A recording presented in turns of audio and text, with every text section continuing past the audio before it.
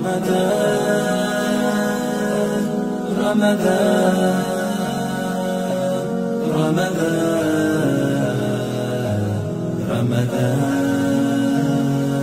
مرحبا يا رمضان مرحبا.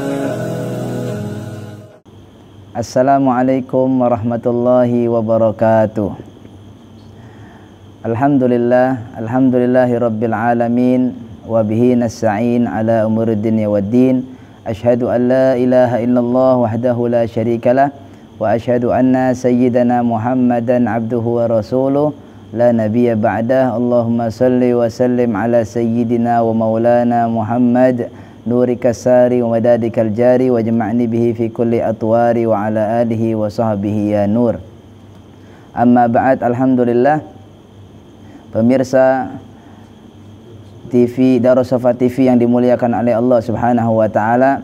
Alhamdulillah, limpahan puji syukur pada Allah taala, kita senantiasa saja mengucapkannya kepada Allah taala sebagai bukti syukur kita kepadanya terhadap nikmat dan anugerah yang senantiasa saja dicurahkan kepada kita. Mudah-mudahan insya-Allah kita semuanya menjadi orang-orang yang beruntung dalam kenikmatan dan nikmat-nikmat yang Allah berikan kepada kita semua insya-Allah, dan mengarahkan dan mengantarkan kita semuanya dalam surganya Allah Subhanahu wa taala. Amin ya rabbal alamin. Dan salawat berikan salam semoga Allah Subhanahu wa taala sampaikan kepada nabi kita yang mulia baginda Nabi Muhammad sallallahu alaihi wasallam. Allahumma salli wa sallim wa barik alaihi wa ala alihi. Mudah-mudahan dengan kita senantiasa saja memperbanyak salawat kepada beliau, insya-Allah mudah-mudahan hubungan kita kepada beliau semakin erat insya-Allah. Amin ya rabbal alamin. Alhamdulillah, pada kali ini di Ramadan yang saat ini kita sedang menjalaninya, mudah-mudahan semua ibadah puasa kita diterima oleh Allah Subhanahu wa taala. Ibadah-ibadah kita yang lainnya, bacaan Al-Qur'an kita, salat tarawih kita, dan juga ibadah sedekah dan juga semua ibadah yang kita lakukan di bulan Ramadan ini, mudah-mudahan semuanya makbul dan diterima oleh Allah Subhanahu wa taala. Amin ya rabbal alamin.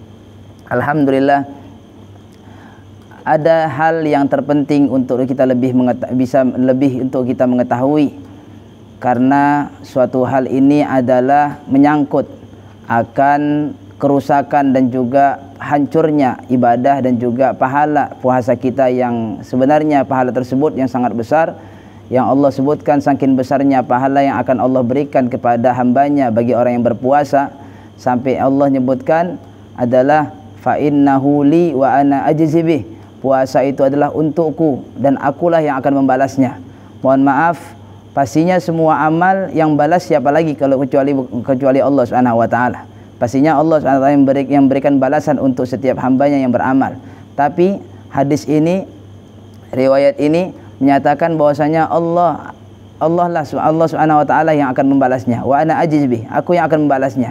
Menunjukkan ada khususiat, keistimewaan dalam puasa, dan besar pahala yang akan diberikan oleh Allah Subhanahu wa taala bagi orang yang melakukan puasa dengan sempurna. Tapi bagi orang yang berpuasa tapi dia tidak mengetahui rambu-rambu puasa tersebut, maka dikhawatirkan puasanya bukan mendapatkan pahala dari Allah, bahkan bisa mendapat celaan dan juga ditolak oleh Allah Subhanahu wa taala. Ya, Nabi SAW menyebutkan dalam hadisnya, "Man lam yada' qaulaz zur wal amal bih." Siapa yang enggak bisa meninggalkan ucapan-ucapan kotor dan juga perbuatan yang tidak baik di saat dia berpuasa, maka enggak ada hajatnya Allah Subhanahu wa taala dengan puasanya dia. Dalam dia meninggalkan makan, dia meninggalkan minuman, ya, maka Allah enggak perlu dengan puasa yang dia lakukan.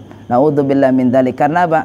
Dia puasa tapi tidak bisa menahan sesuatu larangan-larangan, tidak bisa menjaga dari rambu-rambu larangan Allah Subhanahu wa taala. Di antara hal yang kita khawatir terjadi pada diri kita di saat puasa Ramadan, di saat kita menjalani puasa Ramadan, adalah hal yang disebut oleh Nabi SAW dalam sabdanya yang dapat menghancurkan pahala ibadah dan juga pahala puasa. Adalah ada beberapa hal yang Nabi mengatakan, khamsun yufattirna shaim, ada 5 yang menghancurkan pahala puasa.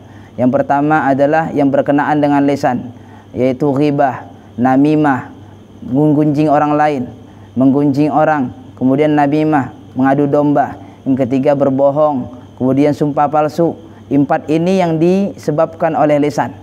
Ya, tinggal 1 yang Nabi nyebutkan, ada 5 tadi disebutkan. 4 yang disebabkan oleh lisan bisa menghancurkan pahala puasa, tapi 1 lagi yang Nabi nyebutkan yang tidak berkenaan dengan lisan, tapi adalah an-nadhar bisyahwah, yaitu memandang dengan syahwat. Memandang dengan syahwat disebutkan, mandang syahwat di sini bukan hanya kepada orang yang tidak halal bagi dia, tapi baik orang yang halal bagi kita. Bahkan sekalipun ketika di Ramadan, ketika kita bergerak syahwat kita ketika dalam mandangnya, meskipun itu adalah orang yang halal bagi kita, itu juga dapat menghancurkan ibadah dan juga pahala puasa kita. Mohon maaf, inilah yang sangat dikhawatirkan. Ya, meskipun dari 4 hal yang tadi yang sebelumnya sudah kita sebutkan, itu juga lebih ekstra hati-hati untuk kita bisa menjaga lisan kita. Jangan sampai kita berbicara sembarangan yang sekiranya dapat menyebabkan rusaknya ibadah puasa kita. Tapi yang satu, yang kelima ini, banyak orang melalaikan dan melupakannya, ya, yaitu nadhar bisyahwat, dengan memandang dengan syahwat. Tergeraknya syahwat kita dalam memandang kepada orang lain, memandang hal yang haram bagi kita atau hal yang halal bagi kita sekalipun, tetap itu semuanya akan menghancurkan ibadah dan juga pahala puasa kita yang kita kerjakan.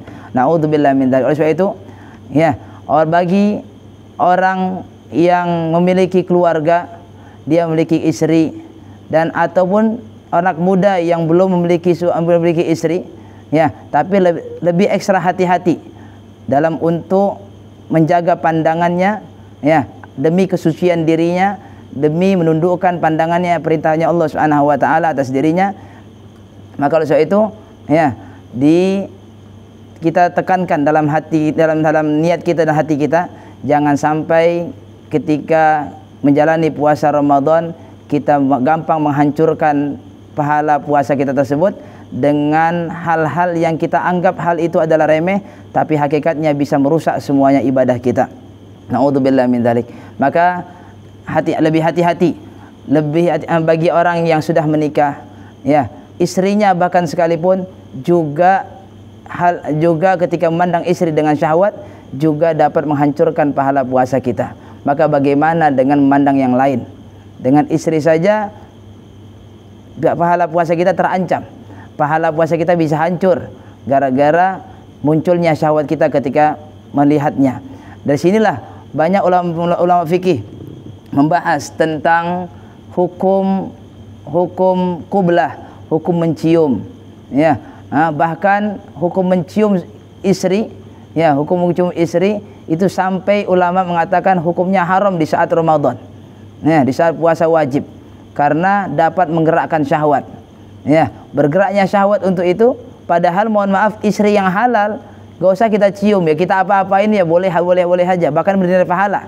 Tapi kalau di malam hari Ramadan ataupun di selain luar Ramadan, tapi di saat Ramadan yang sebelumnya itu pahala besar bagi kita, ketika di Ramadan, ya, hal tersebut malah menyebabkan kehancuran bagi ibadah puasa kita. Ya, jadi di sini menunjukkan bahwasanya puasa itu betul-betul murni untuk Allah Subhanahu wa taala, tidak ada bercampur dengan yang lain, tidak ada bercampur untuk istri, tidak ada bercampur untuk anak dan untuk siapapun, tidak, tapi memang murni untuk Allah, sehingga Allah perintahkan untuk kepada kita untuk bisa lebih menjaga anggota tubuh kita dari perbuatan maksiat dan dosa. Nah, dari sini menunjukkan lebih hati-hati kepada orang-orang yang memiliki istri ataupun yang belum memiliki istri, lebih hati-hati. Oleh sebab itu, di antara sunnahnya pernikahan, itu adalah dilakukan di bulan Syawal. Ya, meskipun ya secara asalnya adalah kapanpun dilaksanakan pernikahan, asalkan lebih cepat, lebih bagus, agar supaya lebih cepat halal, lebih bagus, tapi mengikuti, ya, apa yang dilakukan oleh Rasulullah SAW. Nabi menikahi Sayyidah Aisyah itu di bulan Syawal, ya. Maka untuk lebih menjaga pastinya, agar lebih serius pastinya dalam melaksanakan ibadah puasa Ramadan, tidak terganggu dengan apapun. Tapi insya Allah mudah-mudahan bagi yang misalnya sudah menikah sebelum Ramadan atau di bulan Sya'ban atau di bulan Rajab, maka lebih ekstra hati-hati. Karena yang namanya mohon maaf suami istri yang baru berkeluarga, maka dikhawatirkan terpancing nafsunya, terpancing syahwatnya, dan yang lebih sulitnya adalah mengendalikannya. Ya, maka insya Allah orang yang masih dalam baru-baru di awal pernikahan, maka untuk di Ramadan perbanyaklah itikaf, berbanyaklah ke masjid, ya. Kalau siang-siang perbanyak itikaf di masjid, dan juga perbanyak memiliki aktivitas di luar, ya. Ketika di malam hari, maka dihalalkan oleh Allah Subhanahu wa taala, menyebutkan dalam Al-Qur'an, ya, dihalalkan rafas ila nisaikum, ya, dihalalkan bagi kalian untuk melakukan sesuatu, ya, rafas dalam melakukan sesuatu yang mengarahkan kepada, ya, mengantarkan kepada berhubungan dengan suami istri, itu dihalalkan ketika di malam Ramadan. Maka insya Allah kita harus mengetahui batasan-batasan suami istri ketika di bulan suci Ramadan.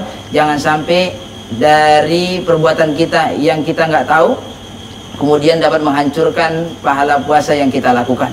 Bahkan katanya Sayyidah Aisyah radhiyallahu anha, yang tadi kita sebutkan hadis Nabi khamsun yufatirna shaim, itu katanya Sayyidah Aisyah bahwasanya itu dapat juga membatalkan puasanya, bukan hanya sekedar pahalanya, tapi bahkan puasanya sekalipun juga batal karena sebab perbuatan tadi 5 yang tadi kita sebutkan.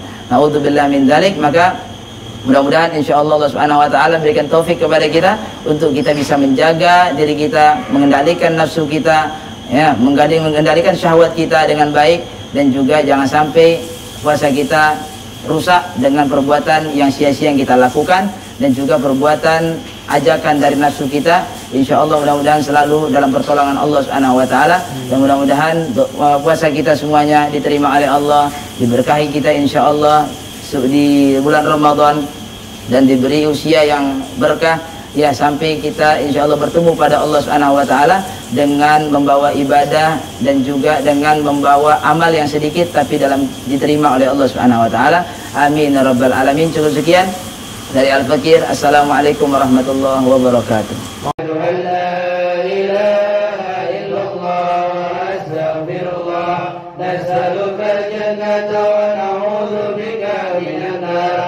أشهد أن لا إله إلا الله أستغفر الله نسألك الجنة ونعوذ بك من النار أشهد أن لا إله إلا الله أستغفر الله نسألك الجنة ونعوذ بك من النار اللهم إنك عفو كريم تحب العفو فاعف عنا اللهم إنك عفو كريم تحب العفو فاعف عنا اللهم إنك عفو كريم تحب العفو فاعف عنا يا كريم يا عظيم يا عظيم يا عظيم أنت إلهي لا إله غيرك اغفر الذنب العظيم فإنه لا يغفر الذنب العظيم إلا العظيم يا عظيم يا عظيم يا عظيم أنت إلهي لا إله غيرك يغفر الذنب العظيم فإنه لا يغفر الذنب العظيم إلا العظيم يا عظيم يا عظيم يا عظيم أنت إلهي لا إله غيرك يغفر الذنب العظيم فإنه لا يغفر الذنب العظيم إلا العظيم يا رب وفقنا على ما يرضيك وارزقنا التقوى لئلا نعصيك